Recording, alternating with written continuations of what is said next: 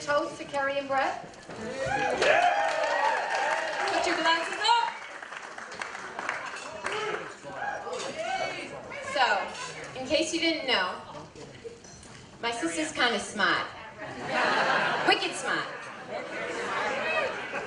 Over the years, I've learned that there are both pros and cons to having a sister who's a high school valedictorian, Yale grad, and MIT MBA grad.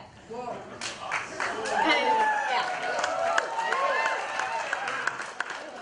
Okay, so the pros.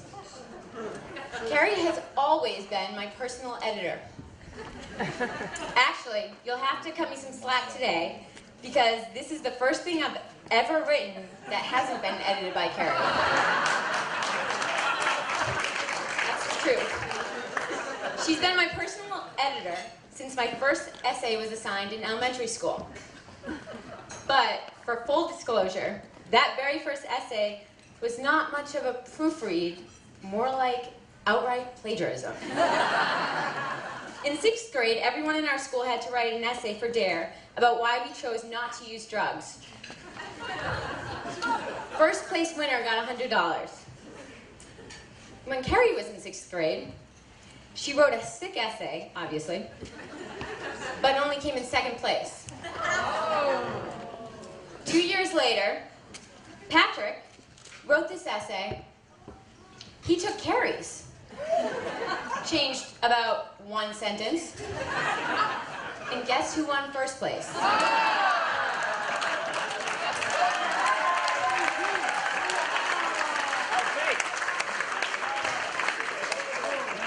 1 year later, so when it came time for me to write the same essay, naturally, I took Patrick's, which was really Kerrie's, changed a few more sentences, submitted it, and also won 1st place.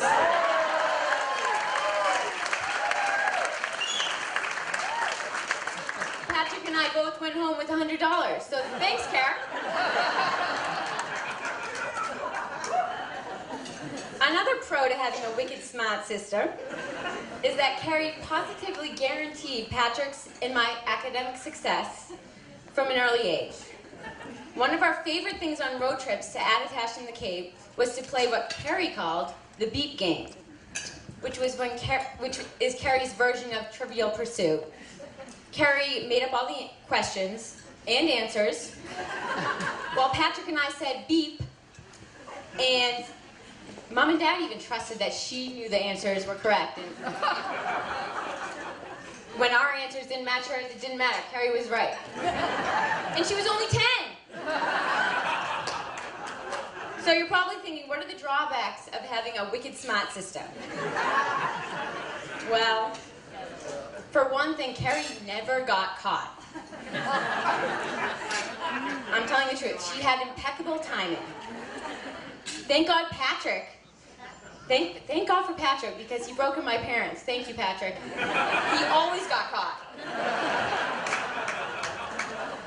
Kerrie was especially gifted at hiding the parties she threw at our house. I think one of her best moves was choosing the night my parents went to a Jimmy Buffett concert to throw a ripper. Talk about perfect timing. When they came home, do you think they were sober enough to realize the kitchen was a mess? No. Not at all. Well done, sister.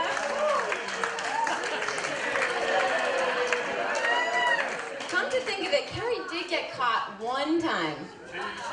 Once.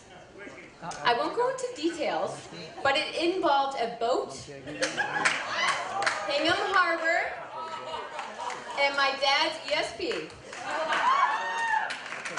I won't go into details, Kerrie. You better thank me for that. But again, her timing was genius. Kerrie managed to get caught the day before she left for college. Nice, Kerrie.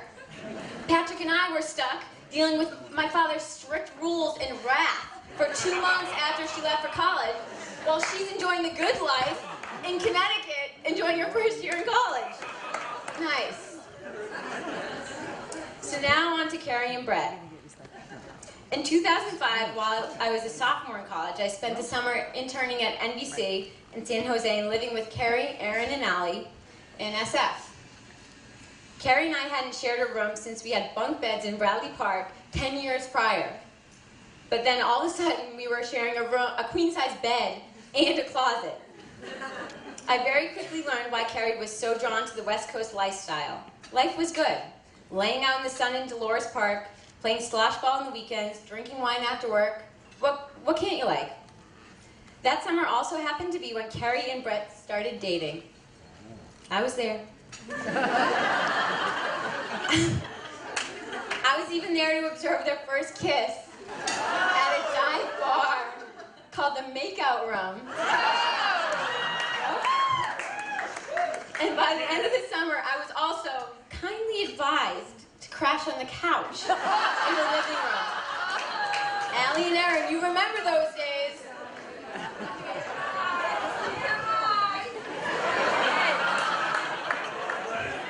Maybe a little TMI, yeah. So when we were little, Patrick, Kerrie, and I always tried to convince my parents to have another baby. We wanted another brother. But now we have Bret. And I can still be the youngest.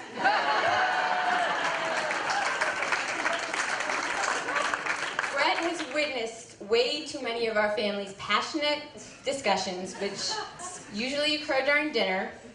There are often tears, screaming, numerous illogical arguments, and miraculously, Bret chose to stay.